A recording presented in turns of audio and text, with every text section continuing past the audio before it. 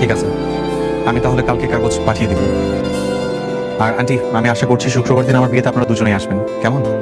Hello বন্ধুরা, আমরা তো বস্তির জামাই কোটিপতি নাটকের প্রথম এপিসোডের শেষে দেখলাম রাইসা আর নিহানের সম্পর্ক একদম ভেঙে যাওয়ার পথে।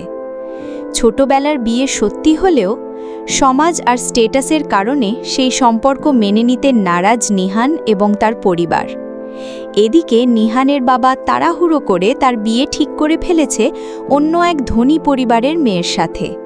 আর সবচেয়ে অবাক করার বিষয় হল নিহান নিজেও সেই বিয়েতে রাজি হয়ে গেছে, যদিও তার মনে এখনও রাইসাকে নিয়ে এক ধরনের দ্বন্দ্ব কাজ করছে। দ্বিতীয় পর্বে আমরা দেখতে পারি ডিভোর্সের কাগজ রেডি হয়ে যাবে, আর রাইসাকে কি সই করার জন্য চাপ দেওয়া হবে। কিন্তু এখানেই গল্পে আসতে পারে বড় টুইস্ট, কারণ নিহানের মা ইতিমধ্যেই সত্যিটা জেনে গেছেন। নিহানের বাবা অতীতে রাইসার মায়ের টাকা আত্মসাৎ করেছিল। এই সত্য যদি সামনে আসে তাহলে পুরো গল্পটাই ঘুরে যেতে পারে। আমরা আরও দেখতে পারি নিহান ধীরে ধীরে বুঝতে শুরু করবে যে রাইসা অন্যদের মতো নয়। তার আত্মসম্মান এবং তার মায়ের প্রতি ভালোবাসা, এই জিনিসগুলো নিহানের মনেও প্রভাব ফেলতে পারে।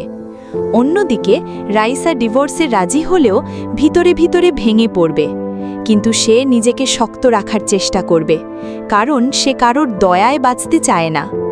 আরেকটা বড় সম্ভাবনা হলো নিহানের বিয়ের দিন যত কাছে আসবে ততই নতুন সমস্যা তৈরি হবে। হয়তো শেষ মুহূর্তে কোনো বড় সত্য প্রকাশ পাবে, যা বিয়েটাই থামিয়ে দিতে পারে।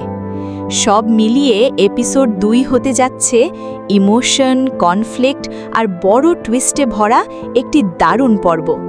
তাহলে বন্ধুরা, আপনারা নিশ্চয়ই বুঝতে পারছেন যে বস্তির জামাই কোটিপতি নাটকের 2 নম্বর এপিসোডে অনেক ধামাকা ঘটতে চলেছে। এই এপিসোড দেখার জন্য আপনাদের একটু অপেক্ষা করতে হবে।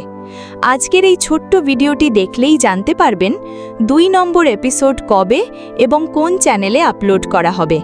বন্ধুরা, এটা বলার আগে আপনাদের কাছে আমার একটা ছোট্ট রিকোয়েস্ট। আপনারা যারা আমার ইউটিউব চ্যানেলে নতুন, তারা অবশ্যই চ্যানেলটি লাইক ও সাবস্ক্রাইব করবেন। ভালো লাগলে অবশ্যই একটা লাইক দিবেন। এই ভিডিওটা শেষ পর্যন্ত পাশে থাকার জন্য সবাইকে ধন্যবাদ।